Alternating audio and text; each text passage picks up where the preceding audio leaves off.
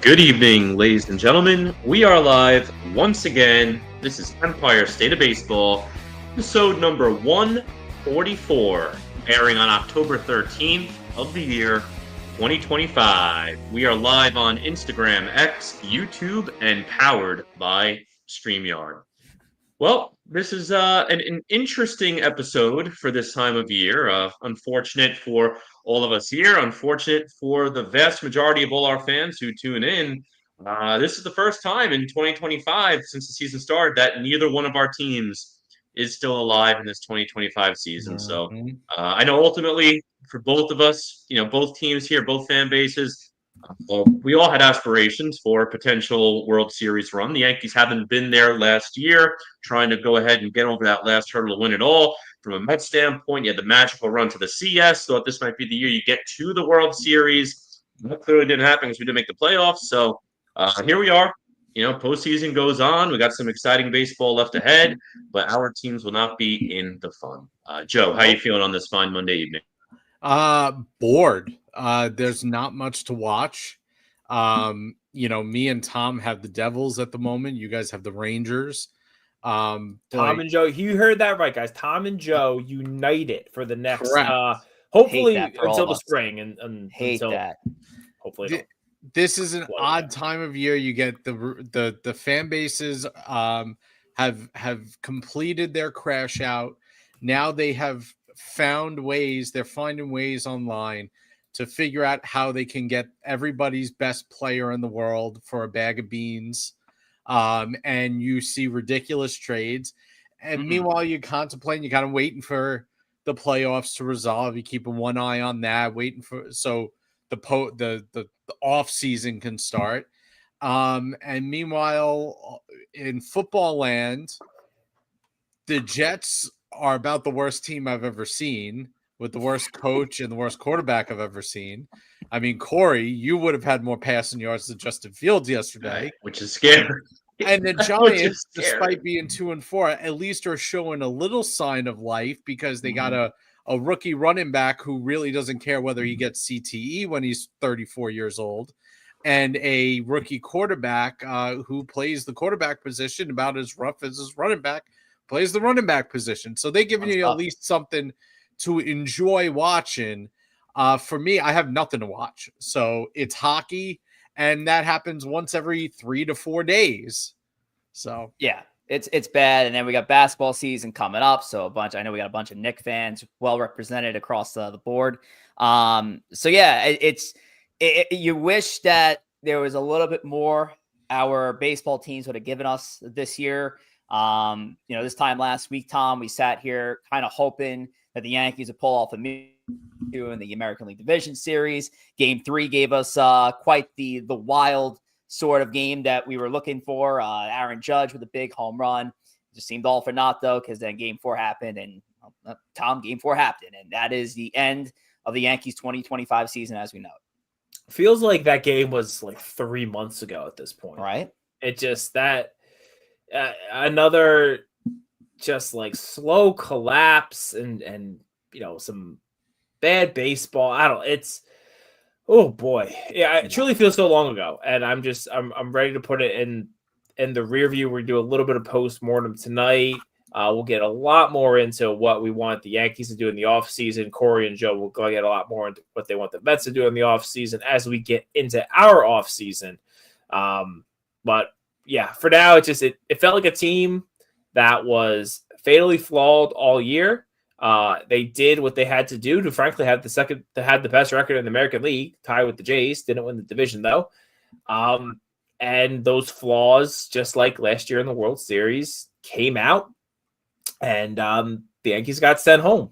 And it's something that I don't think any Yankee fan was truly shocked about. Which is even more concerning, and it just proves that there's more for them to do. Hopefully more changes to make to get them closer to a World Series that we haven't seen in 16 years now. I think in an alternate timeline, if the Yankees would have won Game 4, I don't think they're winning in Toronto in Game 5 anyway. I just didn't trust the brand of baseball that they were playing, even with all the momentum. I don't think it would have worked out. But hey, let's take a look at what the chat has to say here, Tom. I know we got more on the Yankees postmortem in a little bit. Shout out to Mike Pars. No witty comment from me this week. At the end of the day, it's just another bad ending for both teams, like it's been every year since 2009. Jacob, shout out to ESB for the coverage of both teams this season. Really do appreciate you, Jacob. I really appreciate everybody here in the chat. Dr. Kulo, I just love the Jays choking in an awful way to spell choking. Hector, shout out to you. What's going on? We got CK in the building. Jordan Tyler is here as well. What's up? Hope you enjoy watching the Jets, Joe. And then Christy Evis. Because, Tom, your sweater looks like the Milky Way. Tom, where'd you get that Milky Way sweater from? This old thing. This is kind of an old thing. I've had this hoodie for a long time. Got this from our good friends over at Rowback. Listen, today was gross out. It was getting it's getting colder, and it is that time of year to head over to Rowback and stock up on some warmer things. Some of the hoodies, and I'm telling you, I say it like every week. They have more and more things coming out. So new jackets they have, new other shirts, long sleeve stuff, heavier sweatshirts, crew neck sweatshirts. If you're still looking for the later stuff, you still want shorts and t-shirts, those are available as well. But there's really no way to feel cozier and warmer as you're pumpkin picking and not watching your favorite baseball team in the fall than with some Rowback. Head over there, promo code TUOSPIL15, get yourself 15% off your order. Yeah. Listen, it might be getting cold outside here in New York, but it is nice and warm for both the Mets and Yankees not doing the postseason push as they're enjoying their margaritas out in Cancun right now. But speaking about Cancun, we're going to be talking about the postseason push for the teams who are not yet in their own offseason. Really exciting rounds here, too. Mariners, Blue Jays, we'll talk about that. On the other side of the league, you got the Dodgers and the Brewers. We'll talk about their series leading in, the Yankees series that led into this. A lot to come in the postseason push. We'll get there in a moment. Trip and Trade will be our game segment tonight. The game segment's getting really down to the wire here. We're in the last rotation of games, so let's see if anyone can gain some ground here tonight. We'll see. And then finally, we're going to talk about our ESB 2025 player rankings. Again, if you remember way back earlier this year, we looked at our predicted rankings for how we would rank players into the oncoming season, and let's compare them to how they actually did. Did some of our hits deserve a top 10 spot? Were some undeserving? Were our top picks good or bad? We'll revisit all of those rankings from the very early part of this season and share them with you all later today. Yes, sir. It's going to be a lot of fun to look at that. We got a lot of heat for a lot of the top 10s we did earlier before the season even started. So it'll be fun to compare how we did up against the critics that got to us by opening day of this season. But yes, as you just mentioned, Corey, we're going to start things off with our postseason push, as always, at least for this time of the year. And as we all alluded in the intro, I mean, let's put this Yankee season finally to rest. Jays over the Yankees in 4 games following that 5-2 victory on I believe I was on Wednesday night. And again, you look across the board here, Tom, and yes, as much as you love seeing some of the efforts out of some of the pitching that we saw from Schlittler and David Bednar, the rest of the pitching staff was absent. And outside Aaron Judge, the offense was absent. And you're just simply not going to win a lot of baseball games when you're reliant on about 2 or 3 players to do the job for you in a minimal series. So in a crazy postseason that Aaron Judge was the one to play hero for the Yankees, and Giancarlo Stanton was one of the players that was completely cold throughout the postseason. It was one I don't think fans were expecting. But as you mentioned earlier, we're starting to get scarily used to the Yankees playing disappointing baseball down the stretch into the postseason. We talked about it last week a little bit. I know I brought it up. Those 2 games in Toronto where the pitching got absolutely shelled. In 2025, we've gotten to a time in baseball where scouting reports and tips and tells and dissecting every little movement is getting so advanced. I don't think Max Fried. I mean, I'm not saying Max Fried and Rodon were great in Toronto, but that is not the pitchers they were all year. I'm not saying the Jays were cheating. I'm saying I think they truly dove in. I think even Schneider said, hey, we have some stuff on them, and the Yankees do this a ton too. And yeah, it just set them up they were so behind the 8 ball going back to New York. Yeah, they got to be better than it, but they truly just got shelled, and it's like they knew everything coming.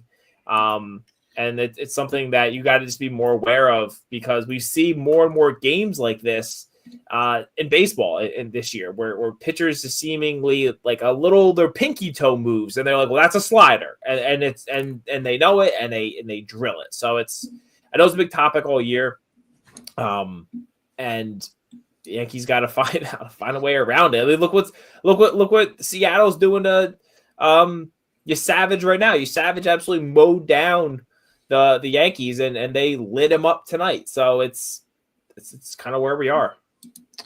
Yeah, I think the Yankee problem right now is, listen, when your top 2 pitchers give up a combined, I think it was like 12 or 13 runs in the first 2 games, you're probably not winning a best of 5 game series, no matter what you do the rest of the series, no matter if your offense wakes up or not, because the Yankees were never in the first 2 games at any point in time.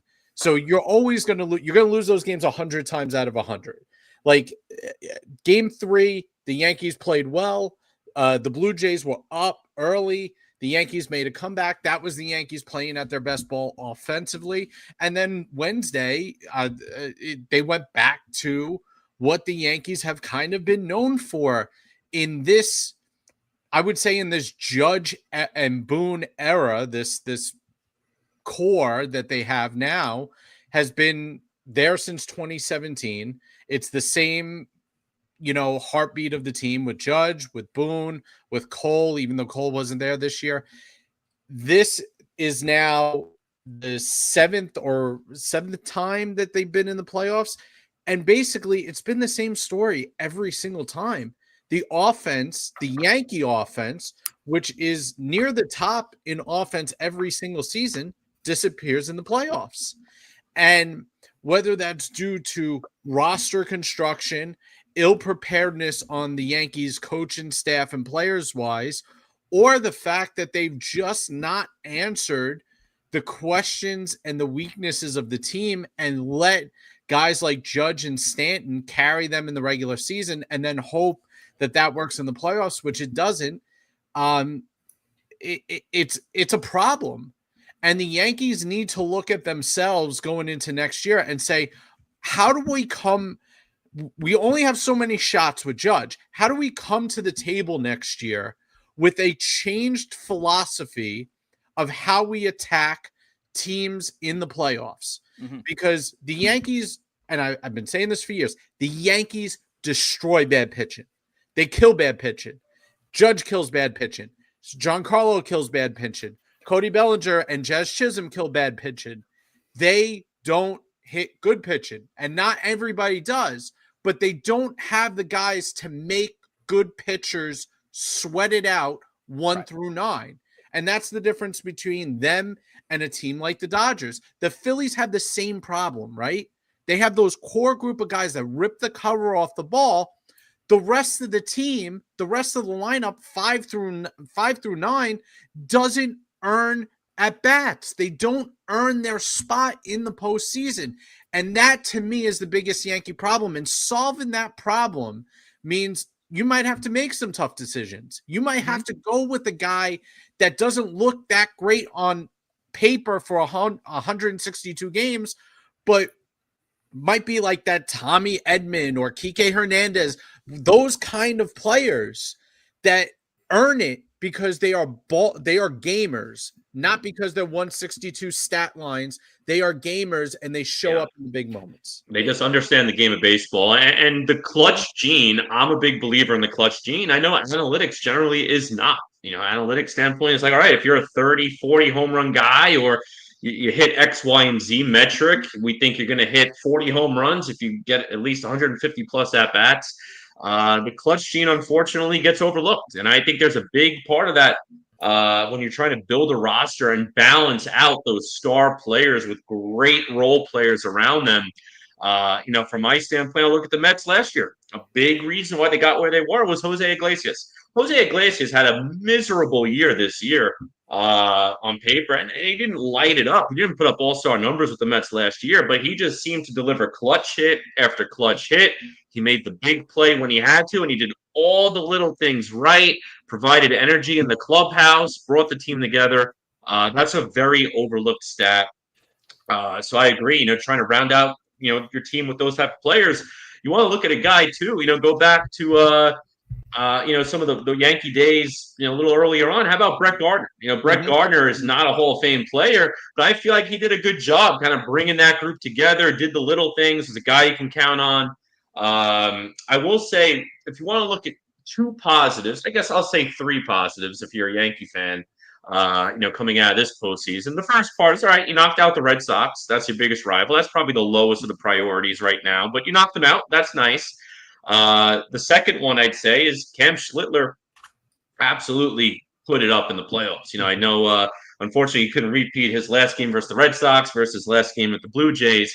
But it's hard to do what he did to get the Red Sox again. Still a very good start he had. Absolutely killed it. And now you have this guy now going into next year already with big moments in the postseason under his belt. That's a nice stepping stone. And the one good thing, too, I'll end it with, is at least we could put the Aaron Judge doesn't show up offensively in the postseason to rest now.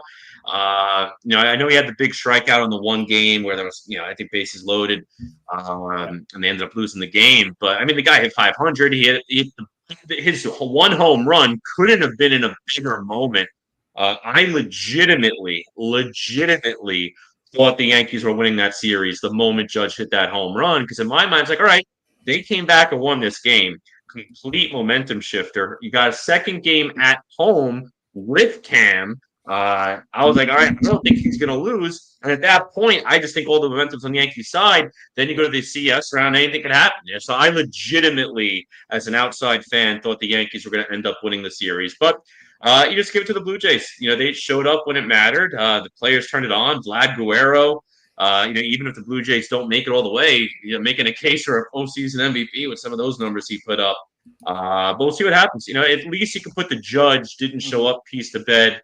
Because hypothetically, if this was your outcome and Judge had another one of those $120 postseasons, that's an interesting conversation come next September if you're in the same boat where you're fighting for a playoff spot and want to see how the lineup does. The Guerrero Judge production on either side was so good. The difference between the two lead players is they had a supporting cast ready to fill out needed spots in the batting order to hit in the clutch. Ernie Clement, the Yankees couldn't figure out how to get out.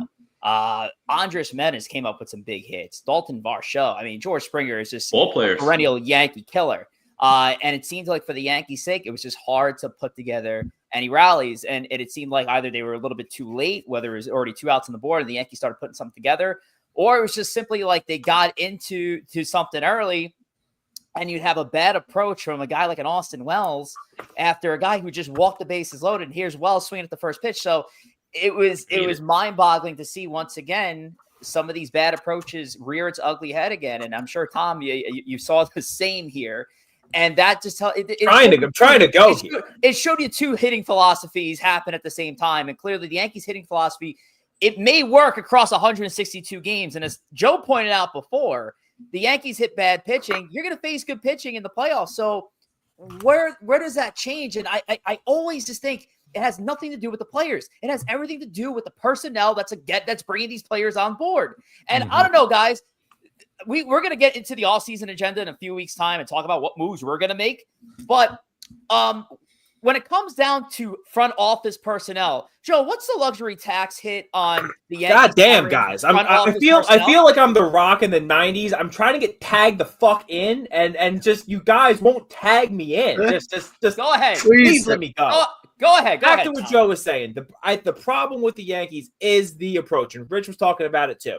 If we're going to go back to the last championship team in 2009, now granted, of that starting team, 8 of the 9 guys had over a 100 OPS plus, meaning they were above average hitters, but they weren't all doing it the same way, which is really what the Yankees' MO has been recently. If we just kind of quickly go down that roster, Posada, switch hitting catcher, grinded things out, has some pop, but a grindy professional hitter.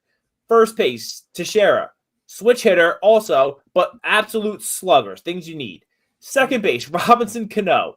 At that point of his career, wasn't hitting as many homers, but he hit 320, hitting line drives, doubles, that kind of guy.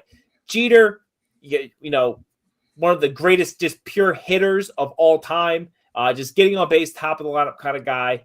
Again, righty there, lefty and Cano. Third base, A-Rod, righty.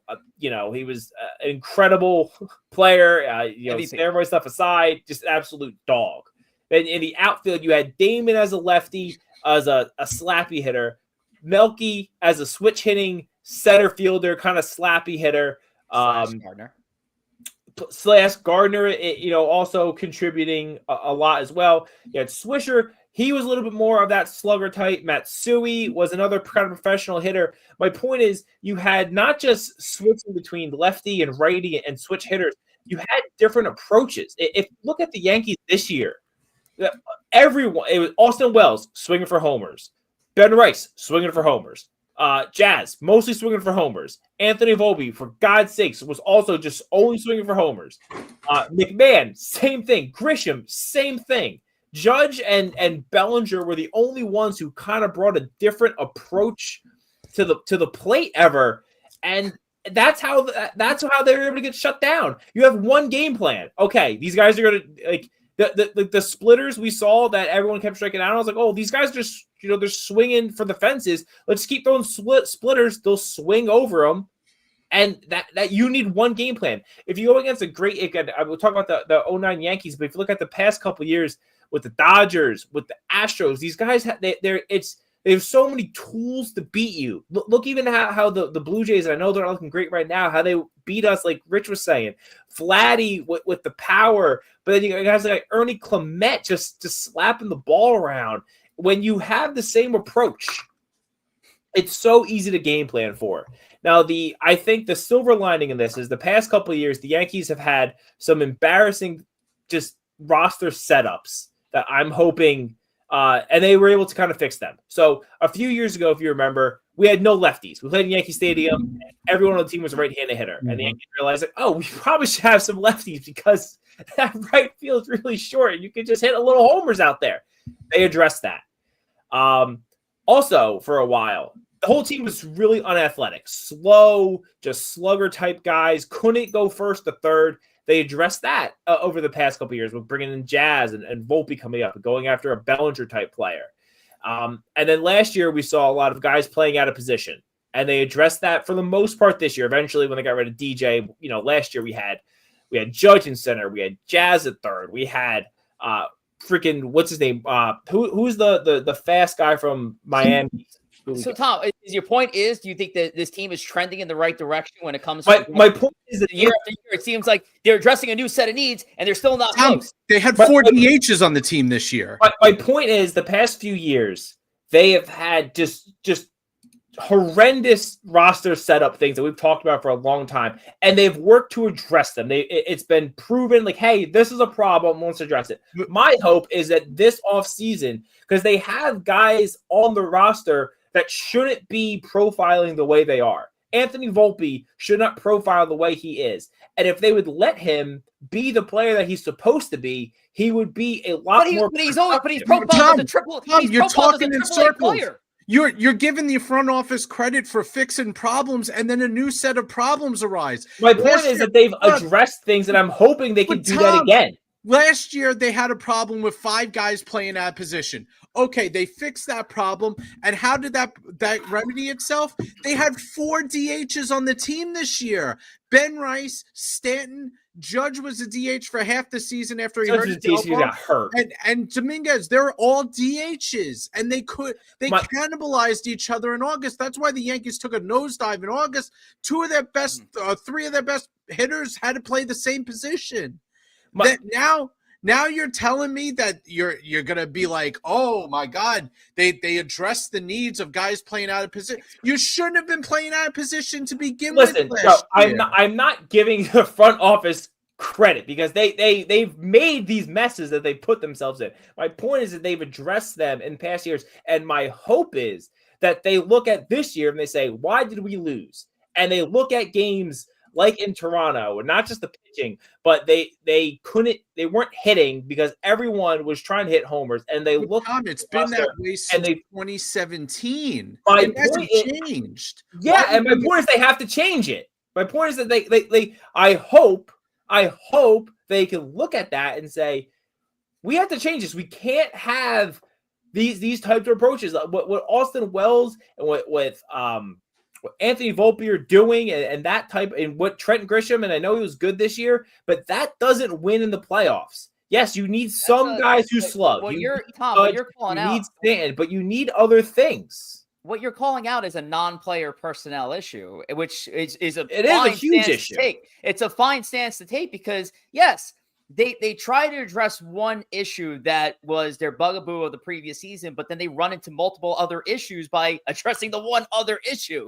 That is more of a, hey, the Yankees have to replace a front office system that, I'm sorry, is just simply dated. Yes, they do. And guess what, people? Analytics is really good for the game of baseball. The problem is the Yankees have bad analytics. I mean, that's it's simple as that. Why do other teams have analytic departments that they finance in and put the funds for, and they win championships? You don't need the Dodgers huge in analytics. You don't need to pay an analytics department to tell you that Volpe stinks, right? Like Volpe. If Anthony Volpe wasn't a Yankee, if Anthony Volpe was a Blue Jay, he'd be a lot better. Because they wouldn't tell him, hey, Anthony, let's try to hit 25 homers this year.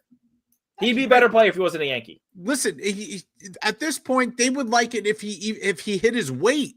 He hit 220 this year, and he made the most errors of any shortstop in baseball. You can't do that. If you're Bo Bichette and you're hitting 315, you can live with the lead in the league in errors at shortstop. But you can't do that. So that's the Yankee problem. You can't tell me it's his approach. He stinks. He can't hit.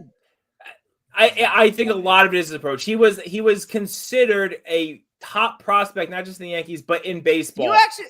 But top prospects don't pan out, Tom. I know they don't always, but my point is that he has talent, and they just misused it. Of course, he has talent, but they never had anybody push him. They had no other option on that's also a problem. They've given him more opportunity than a player that produces his numbers should get. He'd be benched on any other team 2 years ago, but they weren't going to do it for a lot of other reasons. All right. Well, on that note, Chris is like begging to come up here, and we're already past the time of this segment, and I still got to get into here. So into the rest of the league here with the CS. So currently, as it works out, although have the 1-0 series lead on our graphic, that's about to be 2-0. They're up 10-3 right now on the Toronto Blue Jays, bottom of the 9th inning. The Mariners got some early offense from J-Rod, Jorge Polanco with a big 3-run home run himself. And the Jays look like they're going to be going down. Last year for the record. Going to Seattle, which is a tough place to be. The Dodgers and Brewers are in progress on their first game or at least I think they're starting soon. I don't know if they're in progress. Oh, they are in progress. Nothing right now. Top of the second inning between the Dodgers and the Milwaukee Brewers. And as we like to always look at the predictions, guys, ain't looking good. Again, if you had the Dodgers going thus far, I mean, it's so far. It looks like, I mean, it's the Dodgers baseball world, and we're just living in it. Me and Tom did not do well here with our brackets. So they have those season enders. But so far, looking at it right here, again, great ground for the Mariners, great spot for the Mariners to be in if they close this game out. Going back home up 2-0 is always big, and it's a huge advantage for that road team. And again, Dodgers Brewers haven't even gotten started yet, and I'm already thinking it's okay. It's a Dodgers World Series run, and we haven't even played. We barely played this first game through. So Corey, your takeaways from the rest of the postseason field. Yeah, I mean, at least on the American League side, definitely did not go as any of us here predicted it would. On the National League side, not really many surprises. I think, I do think the Dodgers are probably going to win it all. As someone now officially with no stake in the game, there's no stake for the show. As a Met fan, there's no rivals in there. The Phillies are done. So officially no state from a Mets fan standpoint. I'm cheering for the Mariners. Let the Mariners go in. Let it be just to change it up and just have something different for once. Let it be Mariners Brewers. And then I'm going to root for the Mariners to win it all. So let's just get wild. Let's get something different in there. No, none of us here would have predicted Mariners Brewers to win it all. Forget about, a couple weeks ago, at the beginning of the season, we would have never thought Mariners Brewers World Series. So let's get something different. I'm going to go Mariners to win it all. I love it. Tom? So I'm an all-time hater.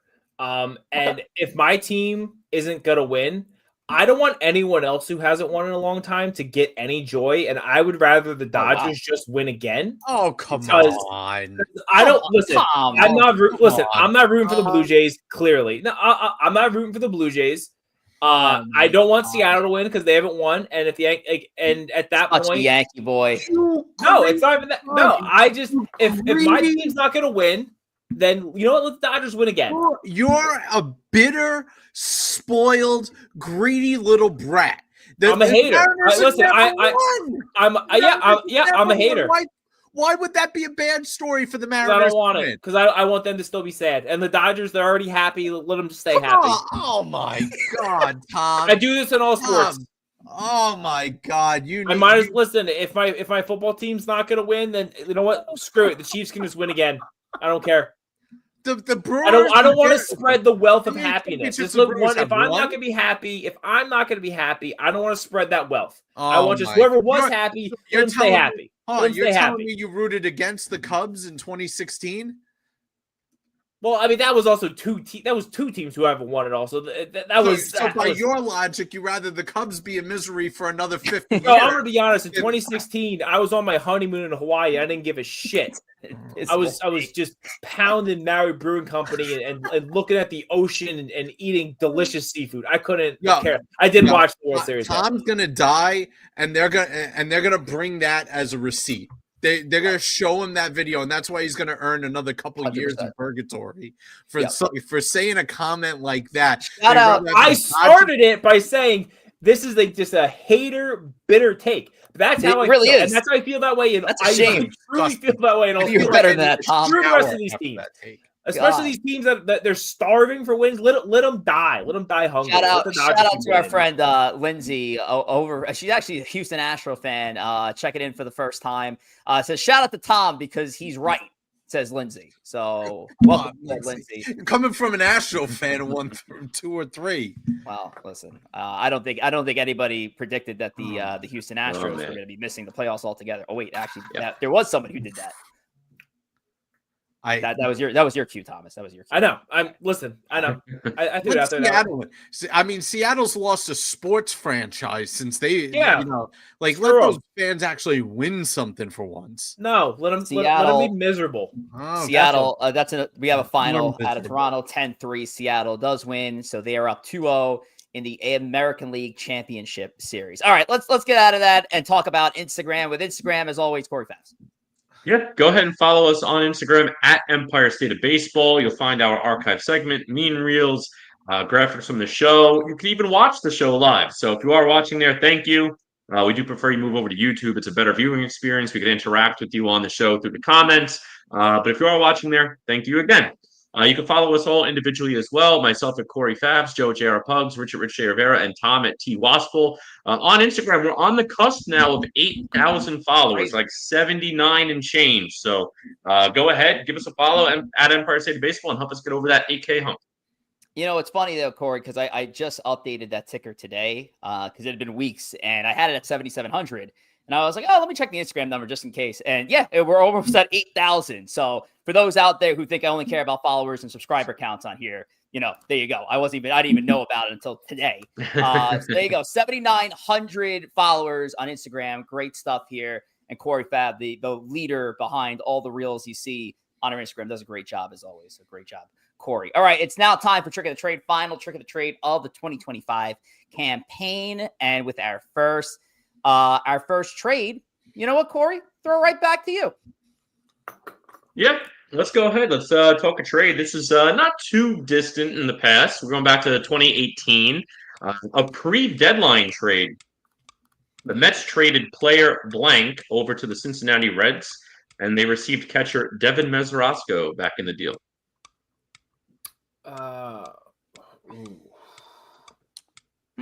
This was Matt Harvey. It is Matt Harvey. Matt Harvey. That's correct. Yep. It's Matt Harvey. This is a trade. When I was going back and looking at, I was just looking at the transaction logs for the last few years. I completely forgot that Matt Harvey was even a Cincinnati Red. Yep. I remember the Mets did get Devin Mesorasko. I just forgot how it happened. So I thought, all right, this is an interesting one because it's a player everyone here knows. Harvey refused to be optioned to the minor leagues. The Mets said, okay. Unbelievable. After I think he had like a 5.5 ERA or 6 ERA, and the Mets said, we're going to send you to Cincinnati for a backup catcher. It's crazy, right? Because you never thought like a Matt Harvey trade out of the Mets would have been something like Devin Mesorasko. I know Mesorasko, I think, had an all-star campaign already with Cincinnati. So he did have, I guess, some kind of value, but you never thought it would just be a catcher that wouldn't really amount to much for. That was a weird thing too. And Mesorasko, he had a decent year with the Mets, and then I think he wanted like a long-term deal with them or something, or a multiple-year deal. The Mets refused to give him a multiple-year deal, and then the Mets basically were like, okay, you can either come back on a 1-year deal or you're going to retire, and that's what he did. Yep, there you go. All right, let's flip over to the Yankees side of the house for a trade here, and Thomas has this one. So Tom, take it away. Where are you trading? Another 1-for-1. Yeah. 2004, Yankees acquire Felix Rodriguez from the Phillies, and they trade this player to Philadelphia.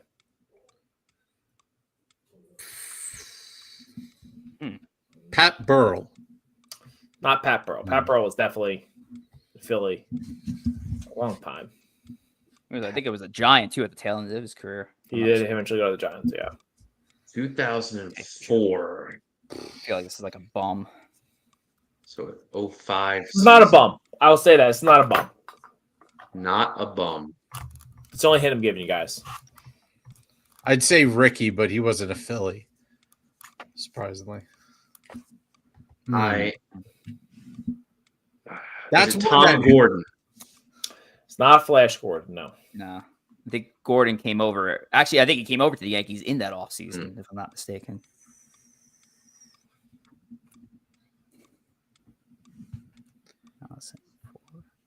No, he definitely retired. I want to say the name. He's retired by 04. Okay. He's retired by 04. Not a bum, though. I was going to say Tim Raines, but he's been retired by 04. Is it Corey Lytle? Oh, no, he was a Yankee later. Not Corey Lytle. Still haven't taken a guess here. All right. Let's rip one off. Tony Clark. Not Tony Clark. Okay. Tony Clark. Any hints? No. This guy's not a bum. That's the hint. This is a player. This is. Listen, I don't know what a Felix Rodriguez is, but this is a player. He was Felix was a relief pitcher of the right-handed variety. Veteran pitcher. Didn't really amount to much. 2004. Remember his days with the Giants. That was about it. Hell was on that team, man. 2004. Well, yeah. This is after the Kenny Lofton. It's Kenny Lofton. Let's go, baby. Job. Kenny Not Lofton. Not a bum. Not a bum. So, definitely not a bum. That'd be older. Listen, borderline Hall of Fame career. Yeah. If you look at his stats, he has a very good case, and I think he was one of those guys that got removed from the ballot very quickly. Overcrowded ballot. I'll tell you what. He's the type of player that both of our teams could use right now. Yeah, that was also part of why I looked this one up. Yeah, 2,400 hits, 299 average, 370. A traditional leadoff hitter. Led the league 5 straight years in stolen bases from 92 to 96. Yeah, it was at a time where the Yankees were still adding stars, even at the back end of their career on 1-year deals. Kenny, only for the one, but very quick, player. Funny Kenny Lofton story. Went to a game, I assume it was in 04.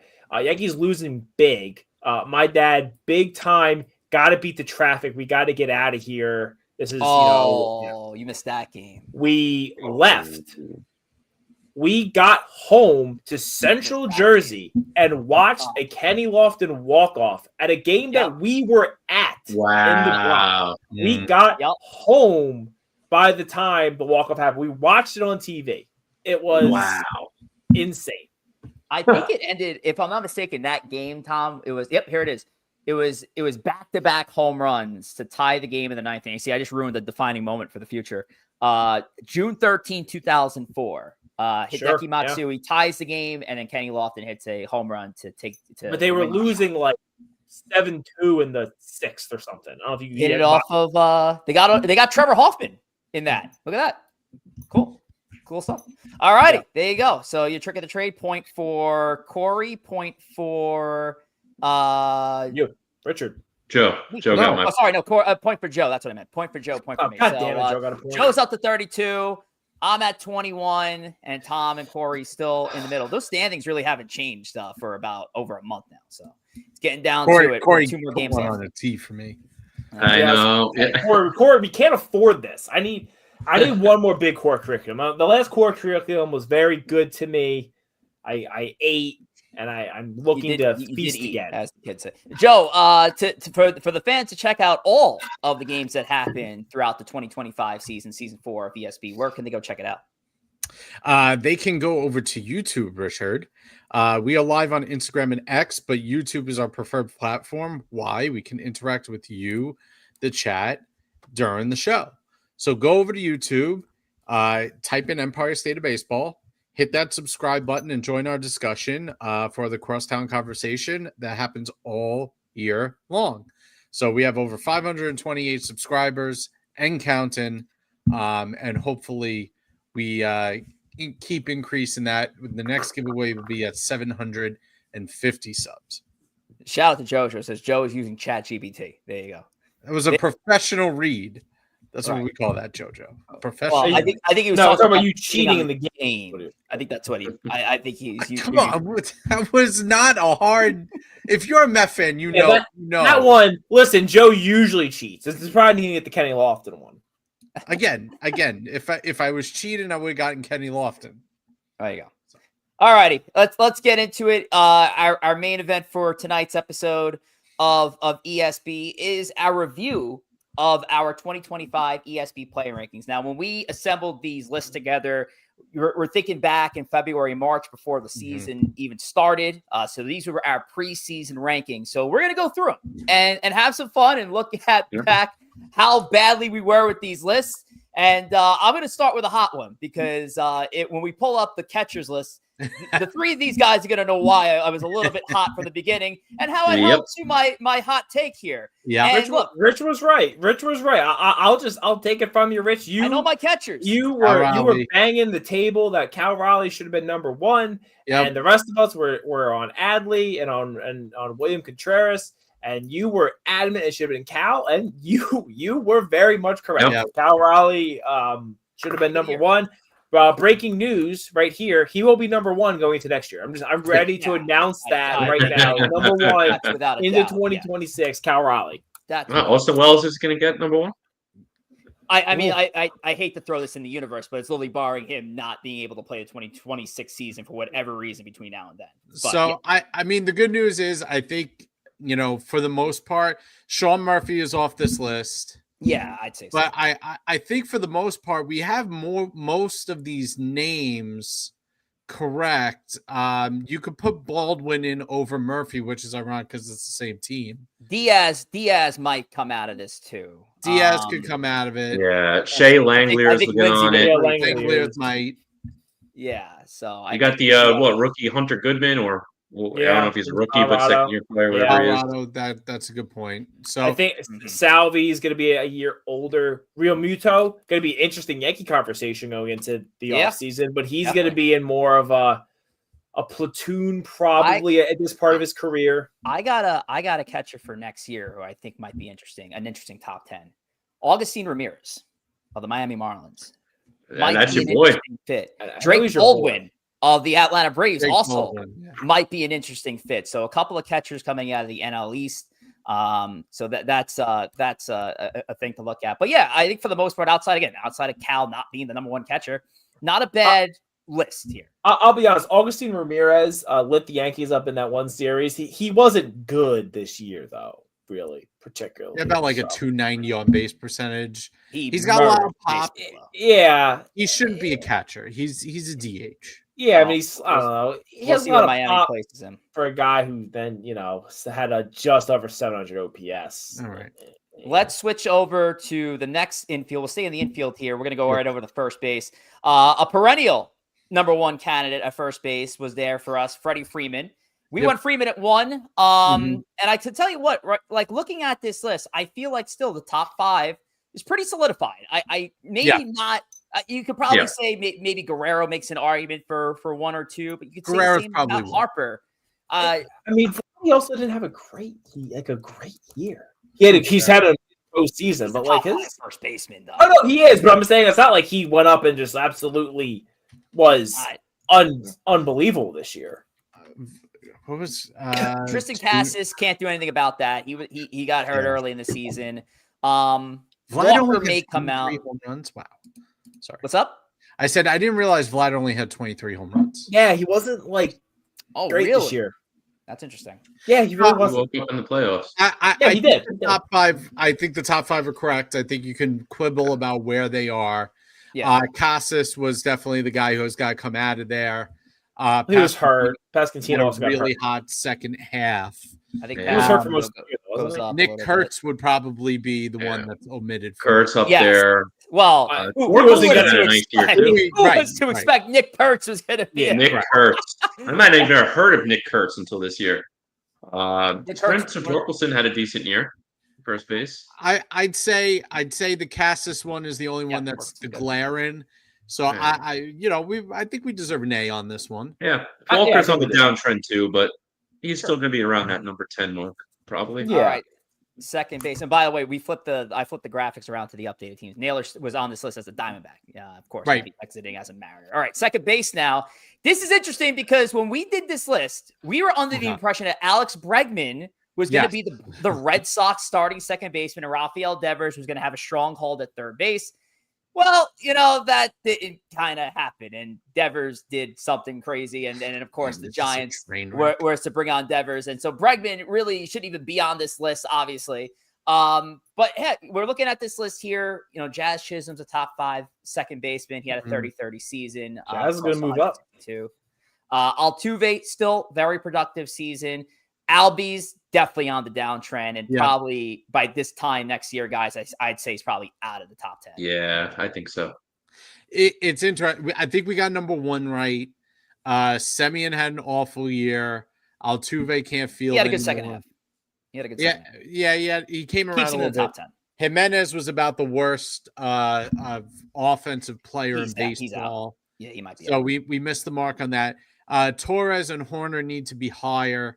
Who's the glaring omission on this list? I don't think there's a glaring one. I will say there's a Met killer not on the list, and that's Bryce Terang. Again, I don't think Bryce Terang's a top 5 second baseman, but he's a guy who might crack the top 10. I think, top 10. I could see him getting into that 10 slot, especially as guys like Albies come out next year. Yeah. I don't think we really missed anyone here. There's no one that jumps out and says that should have been a top 5 second baseman. And no one would have said if we would have put Bryce Terang in our top 10 last year, people would have been like, "Why this is a joke?" So like we're I'll tell you what, based on the information we had. 2026 though, I think Gleyber Torres flips into the top 5. He's got a shot at that. He's going to have an interesting offseason. Well, yeah, I mean Bregman isn't the second baseman, so there's that. We said Albie's out, Jimenez out, so. I mean, at the very least, he's moving up to 5. Bryson Stott, maybe. Stott, I think. Well, he's on that cusp. Stott was on the cusp when we did the list anyway, and I still think he's kind of on the cusp. Jorge Polanco's killing it in the playoffs right now. Well, Jorge Polanco had one good month and then had a really bad rest of 162, and now he's kind of showing the flashes of that June Polanco. So very interesting. I don't think this is a bad list. Again, Bregman not being in it, Bregman being in the list is silly, but again, under the circumstances when we did it, we were being told that Bregman was going in as a second baseman, so it is what it is. So let's flip over to Bregman's actual natural position at third base. We didn't update. I just realized I didn't update the team graphic for Rafael Devers, but I did for Ryan McMahon. Now, this is always an interesting one, guys, because we always say with the third baseman, there's your top 5, and then there's a dramatic fall off between 5 and the rest of the league.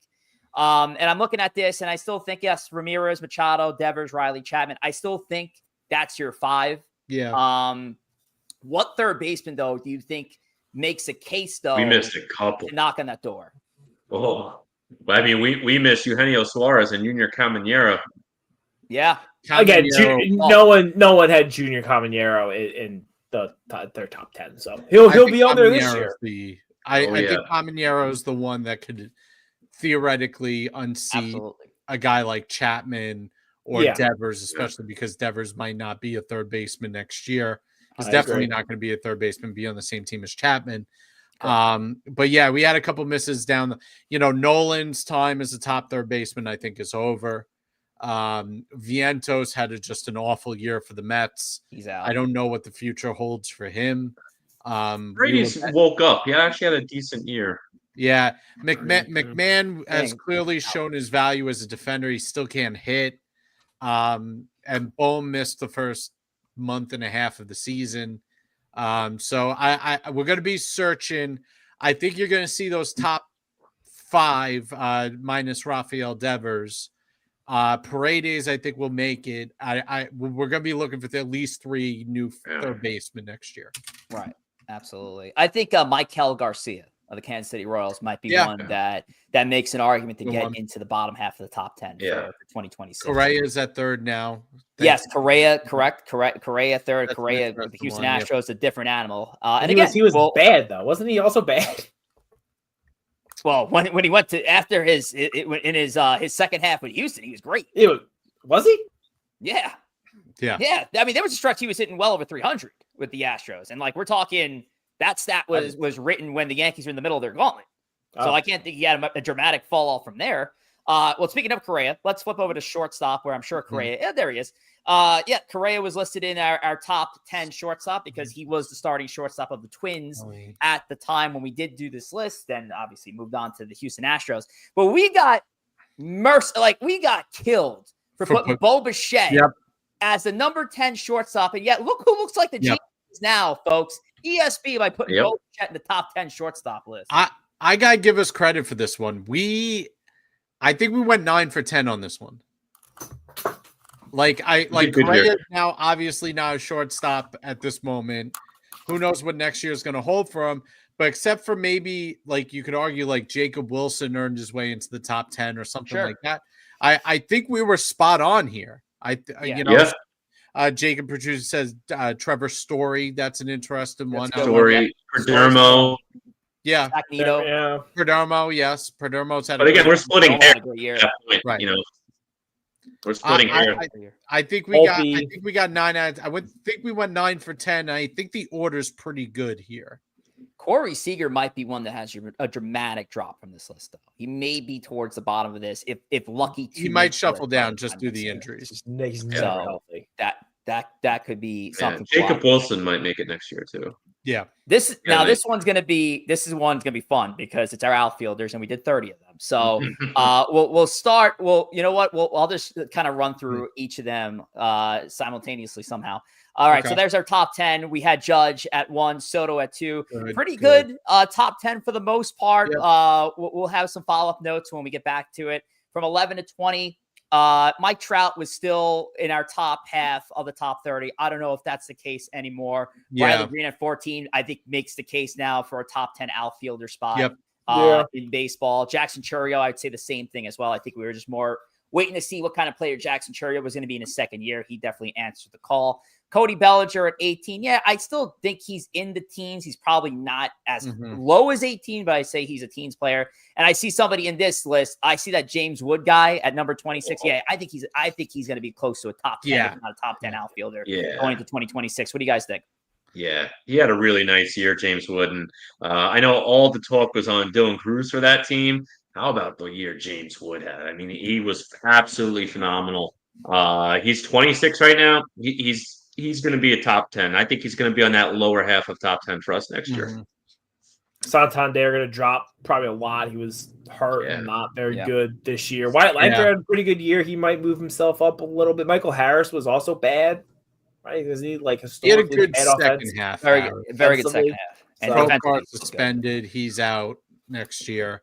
Buxton might move up. He showed he was healthy this year. He had a really good season. O'Neal returned. He's going to be out. Reynolds is out. Kerry Carpenter's one missed. Petruzzi's right. I think we were too high on Jackson Merrill. The top 5. I could argue the top 7 are correct. Yeah. I'd probably be right there with you. The top 7 looks pretty accurate. If you ask most baseball fans, and Jacob, we did have Kerry Carpenter in a top 10. He was DH, which is coming up. But he may have to flip over to the outfield for 2026. Yes. Tom, how about you? What are you thinking here when you looked at this top 30? Yeah, Tucker probably because he wasn't truly Kyle Tucker this year in his weird one Chicago year. He probably moved down a little bit. He's still going to be a top 7, 8 guy. Yeah. I think there's a lot of so I think there's some old guard they're going to leave this list. Some of your Brian Reynolds. Tyler O'Neill, some of these guys on the bottom ready to get out. But I think the rest of it, like we said, it's going to be just kind of some shuffling. Some guys moving up, some guys who had really good years to move up, some guys who just kind of stay the same, moving down. But other than who was in that third slide that we said there'd be a big jump, James Wood. Other than James Wood, I don't think there's going to be any massive movement of 12. Buxton, I could see move up just because he did have a season where he stayed relatively healthy. And the biggest thing with him, guy stays healthy. He's a top player in the league. Yeah. So that's the biggest thing there. All right, now over to DH. So yes, Jacob mentions Kerry Carpenter. We have as our number 10 DH going into the year. Again, I think I had to look at it. I think he, for the majority, was an outfielder throughout the season. So he would obviously flip into our top 30. But we're looking at this. Yes, Ohtani's he's gonna stronghold that number 1 spot. But I'd say Kyle Schwarber, I think, has got to be your number 2 DH. I'd agree. Going into 2026. What do you guys think? I agree. Yeah, probably. I feel like Jordan every year we're Jordan's going to be the guy, and he just kind of always just hurt a bit. Hurt, disappoints a little bit. Sorry, Lindsay. But 1 year, I'm telling you, 1 year he's gonna put it together, and he's gonna hit 55 homers. Jock was the biggest miss on this list. I believe Joe, you were banging the table for Jock, if I remember. You were a big Jock. I was. Jock just didn't do anything at all this year. He was horrific. But I think the top 5 are probably correct. You might have to reshuffle the order. I'm trying to think if there's any big.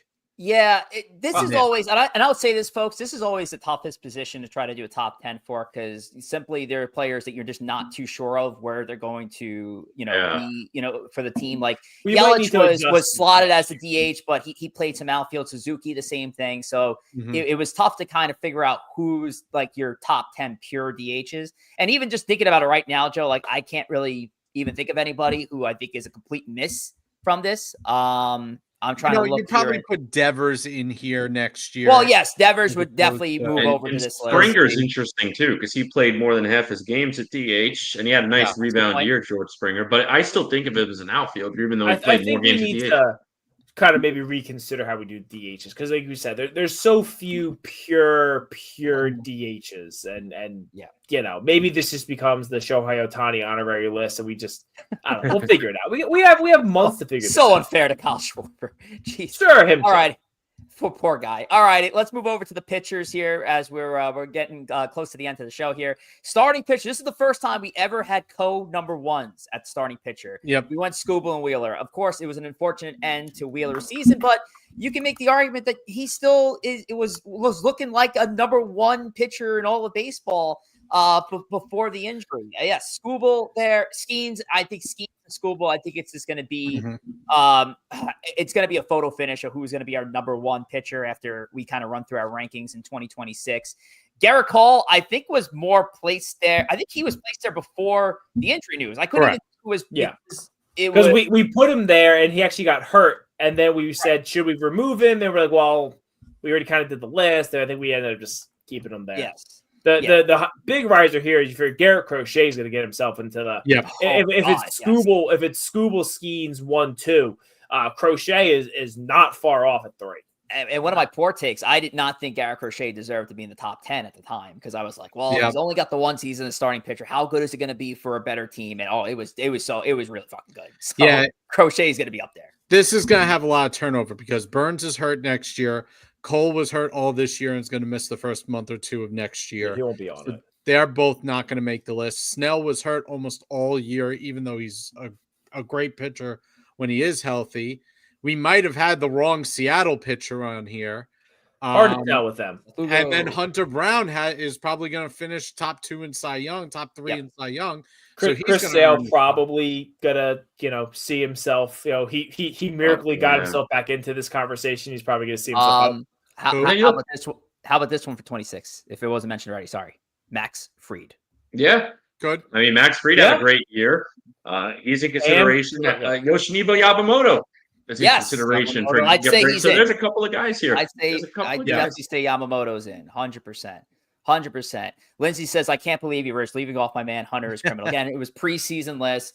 I wish I was an oracle and had a tarot cards out. Didn't work out that way, Lindsay. We didn't have Hunter Brown. I don't even think Hunter Brown was even on the cusp. I'd have to see where he fell. Maybe for starting pitchers, we should do a top 20. I was just thinking about that, Joe, because there's so many good starting pitchers that we miss. I think next year, you know what? I'll sign off on that. Executive decision. Next year, top 20 for starting. I want to mark it because we've had this conversation on Spaces a few times. We will.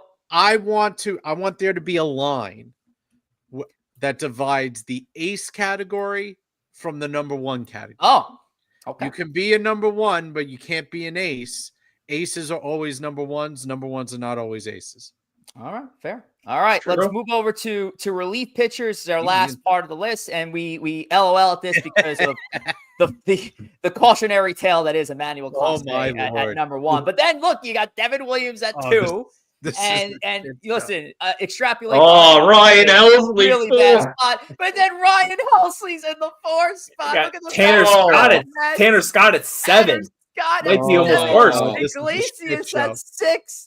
And this is why, ladies and gentlemen, this is exactly why, right fucking here, why I don't think relief pitchers should be making anything more than $15 million AAV, because it is so hit or miss on how these relief pitchers are going to do. And look, out of this list, I think 5 of these guys are making or on the precipice of making that kind of big kind of money. And it's just not worth paying these pitchers this.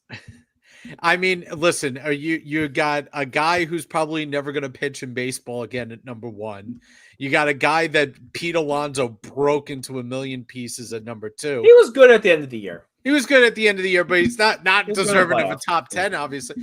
Edwin Edwin and Hader belong in the top 5. Edwin is either 1 or 2. You can make the argument. Duran is at number 10. He probably should be higher. And then Chapman is the biggest miss. Chapman should be on this list. And so I would expect that. Edwin, if I had to predict a top 5 in no particular order, Edwin, Chapman, Duran, and Hader next year. I remember I had to make a big think about getting Mason Miller on the list. I believe Joe was very anti-Mason Miller. I think all of you were anti-Mason Miller. I had Miller on mine, but I forgot where I remember I had to fight for him to get on there. Yeah. So. Number 1. I just love how we gambled on Clase for 1, and he gambled on the game of baseball. I would have thought. But there you go. And that was I wanted to save the best for last, not because it was relief pitchers ending the game, but that one was so much fun to look at. How off we are. But that's what it's going to be, man. That's the relief pitcher position. And yeah, granted, Class A, whatever. Like, I'm just going to throw Class A out. But look at the guys who underperformed this year. Look at the guys who got hurt this year. Every top 10 relief pitcher list is going to look so different from the previous one because of how crazy that position is and how you can go from the absolute best in the back end of the bullpen to the absolute worst in your bullpen. I'm sure back when we did this, on the cusp to make the top 10 was Luke Weaver somewhere when we were doing this back in the preseason. So look what happened to Luke Weaver this year. All right. Mariano just truly ridiculous that he did it for so long at such a high level, high level, which is incredible. Never fell off. But fun stuff, folks. We do the rankings in the preseason. So for those who are joining in and saw those lists, you're like, what the fuck were they doing? Putting Emmanuel Clase as number one. We're reviewing the previous list that we did before the season started.